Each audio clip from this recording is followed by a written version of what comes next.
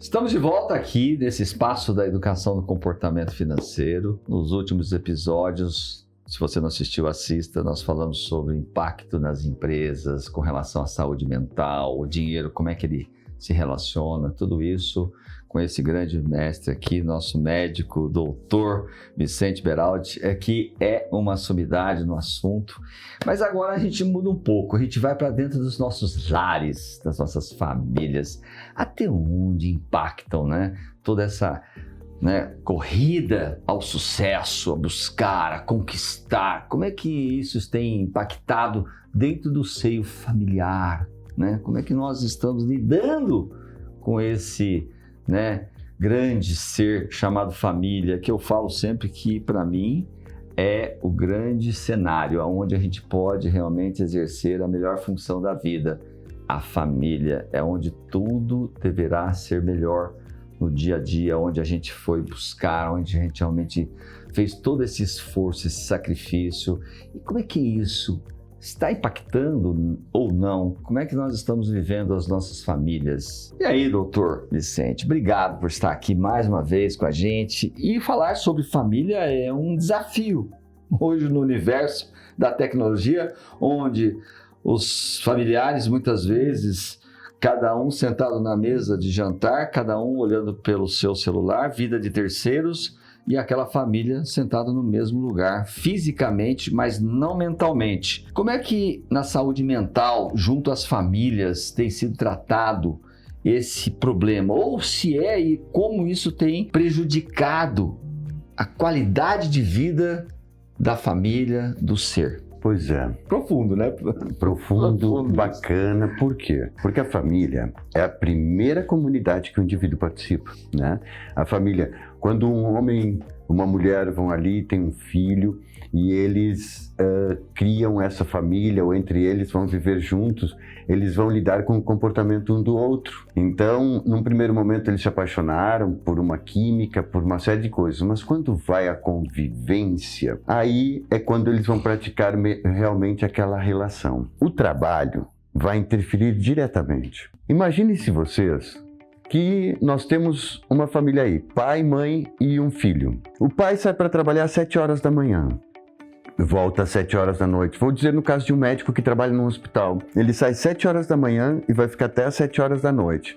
Se ele mora em São Paulo, ele vai demorar 1h30, dependendo, para chegar em casa, vai chegar 8h30, 9 horas. Se o filho dele tiver 2 anos, 3, 4 anos de idade, talvez ele pegue esse filho dormindo. Então ele vai ver o filho, ele vai trabalhar pelo filho, mas ele não vai conhecer, ele não vai vivenciar, ele não vai participar da vida desse filho. Ele vai bancar, pagar os gastos, realizar os sonhos. No final de semana ele vai comprar um tênis maravilhoso ou, quem sabe, um videogame, o último tipo e tudo isso. Mas será que ele vai ter tempo de jogar com esse filho? Falando nisso, essa pessoa comprou uma casinha na praia, então agora tem a casinha na praia. Quando que ele vai? Nunca. Não dá para ir porque tem que trabalhar. Então, com certeza, o impacto social dentro do trabalho vai impactar a nossa família dentro de casa. Não há dúvida. Essa tem sido uma praticamente sequência. E tem o processo do híbrido, que esse pai pode estar dentro, a mãe pode estar dentro de casa. Isso ajuda, será? Ou nem tanto? Olha só. Como tudo, aí também existem dois lados. Vai de como você coloca essa convivência. Imagine-se, estou trabalhando em casa, aí eu paro às 11h30 para fazer o almoço. Aí eu vou lá, faço o almoço, acontece uma série de situações. Será que essa pessoa que está no home office, que ela cozinhou, que ela preparou e tudo isso, ela não está mais colocada a um estresse do que ela estar na empresa almoçando e descer ao refeitório, comer e voltar a subir? Será que nesse caso, essa pessoa no home office não vai se cansar? Porque no mesmo período de tempo, ela vai ter que exercer funções de colaborador e de dona de casa, ou de dono de casa se for ele que for fazer o almoço. Então vejam como nada é perfeito, nada. Dentro de toda a história da humanidade, isso é bíblico, fomos nos acomodando com o tempo, fomos nos moldando. E isso também é assim. O comportamento humano, o estudo do comportamento humano, ele é feito de acordo às épocas e também a sociedade interfere diretamente na vida. Por quê? Antigamente, quando nós íamos lá e o fazendeiro tirava o leite da vaca, botava numa garrafa e o leiteiro distribuía, não havia tanto estresse. Hoje você vai no supermercado, tem leite com lactose, sem lactose, com açúcar, sem açúcar, de soja, de isso, de aquilo. Então você vê que parece que mesmo com as facilidades, o mundo se tornou um pouco mais problemático. E é bem isso, né? Quando a gente vê tudo isso acontecer, as pessoas estão se relacionando menos. Quando a gente vai para uma implantação de um programa de educação do comportamento financeiro junto às empresas, doutor Vicente, a gente faz um trabalho realmente de buscar pela família. Não existe educação financeira indivíduo. Existe educação financeira indivíduo com a família. Por quê? Porque nós sabemos que quando este trabalhador, quando esse empreendedor ou intraempreendedor está trabalhando naquela empresa, automaticamente a família dele está consumindo. De alguma forma, está gastando, está vivendo. E quando a gente vê isso, aquelas pessoas é que fazem o maior movimento da saída de dinheiro.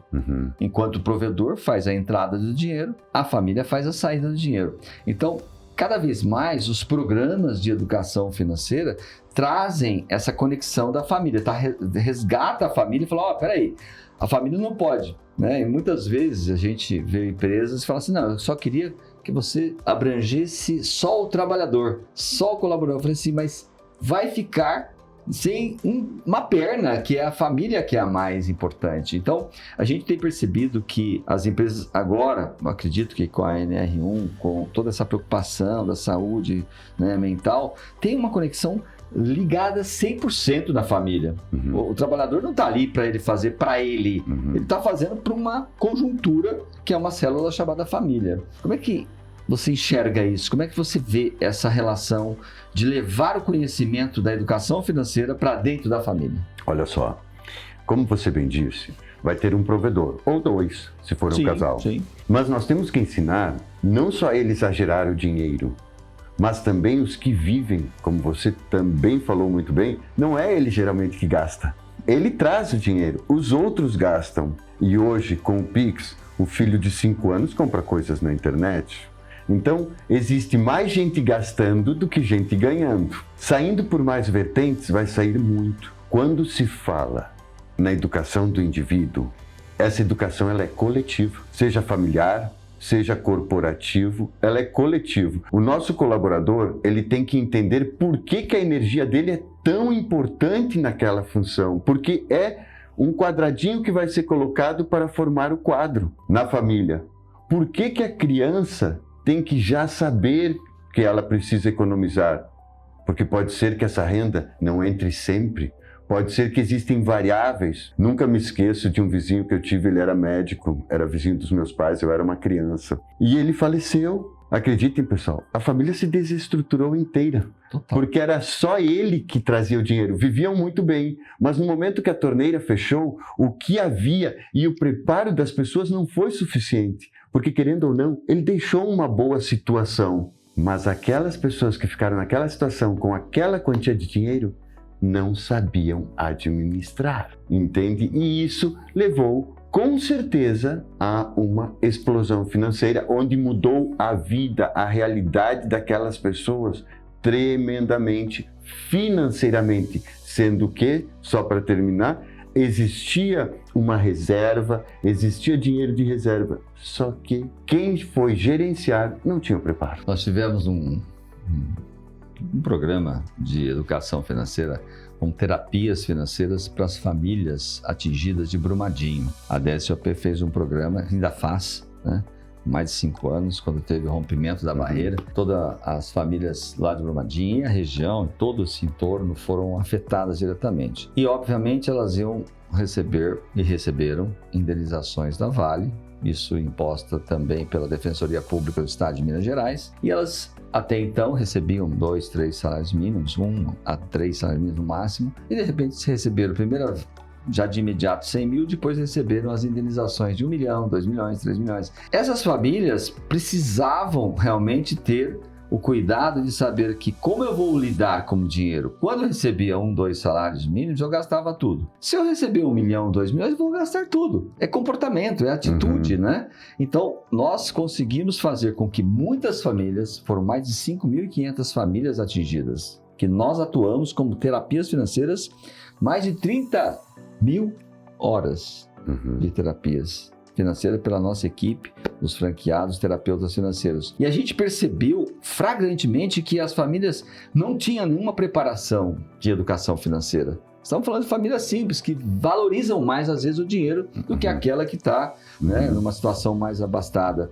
Então, a gente percebe que, cada vez mais, a educação financeira, ela precisa entrar porta dentro das nossas famílias. E é por meio das organizações, mesmo das empresas e também das escolas, porque também esta criança que está lá fazendo compras ou até mesmo consumindo mais de forma errada, luz acesa, alimentação perdendo, jogando fora, desperdício e tudo mais, é onde está a verdadeira educação do comportamento dessas pessoas, que está dentro das nossas casas, dos nossos lares. Por isso, da necessidade. E aí, quando há o problema de falta de dinheiro, afeta diretamente, lógico, o mental. E aí a saúde mental está sendo, né, a validadora de tudo isso. Por que as pessoas estão tendo tantos problemas? Você me colocou muito bem que a grande parte das separações, dos problemas familiares, vem da ausência desse, como eu administro esse recurso, porque ele é finito. Dinheiro entra, dinheiro sai. E um dia nós vamos deixar tudo aí, também não vamos levar nada. Porém, é necessidade de ter uma reserva financeira, a necessidade de ter um seguro para esse médico que precisaria ter um seguro de vida altamente, né, eficaz, porque se ele tem um problema, não pode mais atender, ele já parou de receber, esse provedor não tem mais entrada. E a família como fica? Então, isso tudo é um trabalho que a educação do comportamento financeiro vem trazendo para dentro das empresas, junto aos trabalhadores, mas sempre com extensão para a família. Então, esse impacto hoje, e a gente vê muito poucos programas ainda de educação financeira nas empresas. Sabe o que a gente vê muito nas empresas, doutor Vicente? Vê muito assim: cursos para saber investir melhor para ganhar mais juros. Ou seja, investimento e não poupança. E aí tem um lado, né? O que o curso de investimento traz, né? Investir melhor. Investir melhor significa eu ter dinheiro. Mas quanto dinheiro esse trabalhador tem? Não tem dinheiro. Então, ele prefere para aprender a aplicar, investir lá, como é que eu investiria meu dinheiro. Só que se você perguntar para ele quanto dinheiro você tem para investir, não tem.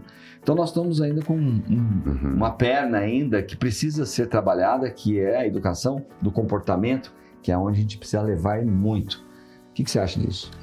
Olha só, o pensamento, ele é a capacidade que a gente tem de mudar as atitudes. Se você vai tomar um copo d'água, se você vai fazer qualquer coisa, primeiro você pensa e depois você executa. E assim é como as pessoas estão realizando? Não. Muitas vezes não pensamos e só executamos. E também ensinamos aos nossos filhos que é assim. Então nós temos uma geração que quer muito, como você disse, as pessoas querem investir. Mas para você investir R$1.000, tu tens que ter os R$1.000. Eu sei primeiro economizar isso para depois buscar investir. Eu quero investir, mas você não tem.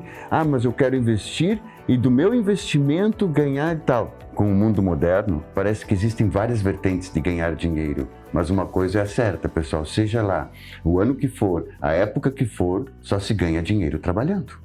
Então, você precisa primeiro trabalhar, não gastar com o que você quer, para economizar, para depois poder investir e sonhar que esse teu dinheiro que você investiu, ele vai te sustentar. Então, são caminhos. E são caminhos que a gente sempre fala, estão conectados ao pensamento. Nessa parte, nesse assunto, o que a gente tem que ver é o pensamento dita as regras, aquilo que você pensa. Se você está em uma loja e você tem R$150 dentro de uma carteira e o sapato custa 165 e tem outro de 80 e você vai comprar o de 165 e fazer um crédito, ficar devendo, se você fizer isso a todo momento nessa vida, você vai ser um endividado. Um inadimplente. Um inadimplente. Então, o pensamento, ele é fundamental para a mudança do comportamento. E hoje, o que nós temos que trabalhar é no novo pensamento. Em situações anteriores, nós conversamos sobre a educação. A educação hoje, ela não é incentivada. Você é incentivado a ser um influenciador, a ser um jogador de futebol, ou agora jogar, fazer uma série de coisas. Mas difícil é a pessoa que diz, não, eu quero ganhar dinheiro, mas para isso eu vou estudar, vou me especializar, vou seguir um caminho correto para que isso aconteça, para que um dia eu venda essa experiência e viva disso. Não é o que acontece. E tem muitos dos nossos influenciadores, infelizmente, que falam que a educação não precisa mais, que a academia praticamente ela vai desaparecer. Não vai. Até porque é onde está a Fórmula 1 da educação. É onde a academia pode reger efetivamente as experiências, os trabalhos. Imagina um médico sem uma formação estruturada de 6, 10 anos. Pô, quem vai... né? Aquele médico, não, eu estou aqui, mas eu não sou formado. Você não vai querer ser operado ou ser atendido por esse médico. Isso em todas as atividades, né? Olha, nós estamos com um novo piloto de avião aqui, ele fez um cursinho pela internet e vai pilotar o nosso avião. Quem fica dentro desse avião? Ninguém. Por quê? Porque não teve a educação para construir as horas de voo, como lá, comissário, depois como copiloto, para depois ele assumir, né? Ali, mais que isso, 95% é comandado pela parte tecnológica. Mesmo assim, 5% as pessoas têm um receio de ser um piloto que não está preparado para, né, fazer esse voo subir. E eu acredito que na educação é muito isso, né? É mais difícil, né, doutor? Educar. É mais difícil, dá mais trabalho, não dá? Dá mais trabalho? Claro que dá mais trabalho. Uma mãe um dia me perguntou no consultório, doutor, o que eu faço com meu filho? Né? Ela estava passando por uma dificuldade, coisas de educação e tal. Eu disse assim, cedo ou tarde, a senhora vai ter que decidir educá-lo, colocar limites. Se não fizer isso aos 4 anos, aos 12 terá que fazer, porque senão ele fará certas situações.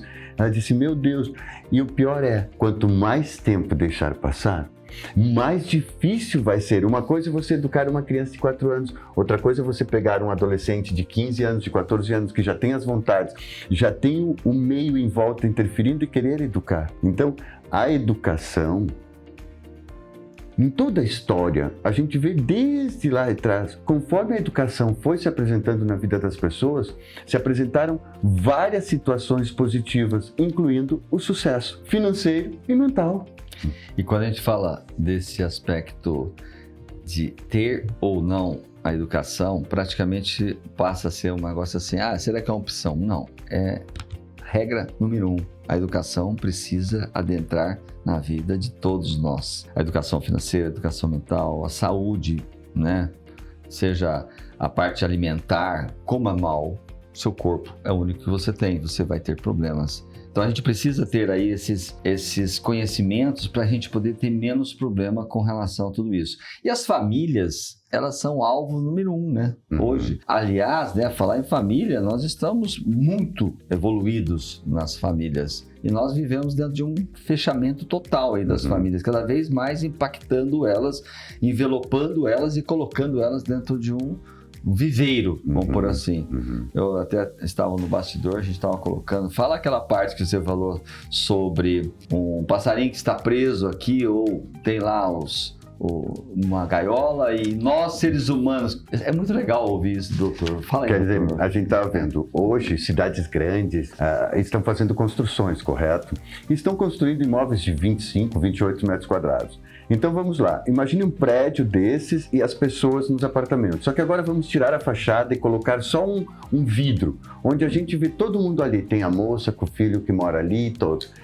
E vá a um pet e veja aqueles ratinhos que estão para vender, cada um na sua casinha, um gira no cirquinho, outro vai tomar água. Querendo ou não, nós também estamos sendo sistematizados a nossa maneira de viver. Nós ficamos ali, aí vai no banheiro, come alguma coisa, fecha a cadeira, coloca a cama, tudo em espaços pequenos. Junto com o celular é o nosso maior convívio. Cadê a relação com as pessoas? Por que as construções estão menores? Porque a vida das pessoas reduziu. As pessoas não estão, muitas delas, casando, moram sozinhas, ou os casais estão ficando só os dois, não tendo filhos.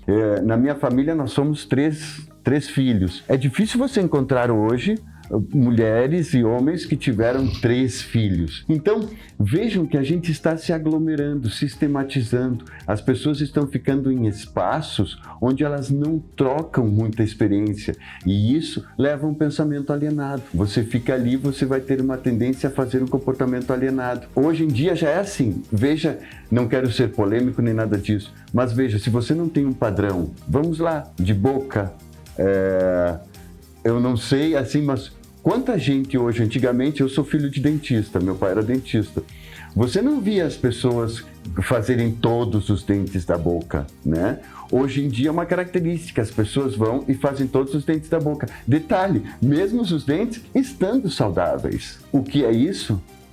Comparação. O que é isso? É espelhar-se no outro. Poxa, meus dentes não estão horríveis, mas vai ficar melhor colocando. Eu vou lá e coloco. Então, muitas vezes, nós nos traumatizamos para estar inserido. Porque quando tu vai no dentista colocar, não estou falando mas ele vai desgastar. Talvez você não tenha cárie, você não tenha nada. Porque hoje a gente vê pessoas com 20 anos colocando certas situações que não teria necessidade. Hoje, meninas de 17, 18 anos fazem botox. Na boa, eu acho que quando a gente tinha 15, 16 anos na época, a gente quase brincava de se esconder ainda. Era uma preocupação que não havia. Então, todas essas mudanças sociais são fatores estressantes e que, com certeza, no dia a dia do indivíduo, vão causar situações onde ele vai ter a tendência a estar mais sufocado, mais apreensivo, mais apertado e sob pressão. Pois é, você vê quantas informações, né? Quanto conhecimento e quanta educação nós estamos tendo aqui, esse grande médico, doutor, que faz a gente pensar, refletir, né, doutor? Você está fazendo a gente aqui ficar reflexivo e isso é muito bom. A melhor coisa que pode acontecer com você é você parar um pouquinho e falar o que eu estou fazendo da minha vida, no ambiente familiar, no ambiente do seu trabalho, enfim, a sua jornada aqui na Terra, ela precisa ser vitoriosa e para isso você pode fazer escolhas diferentes. Aguarde que nós temos mais conhecimento para você.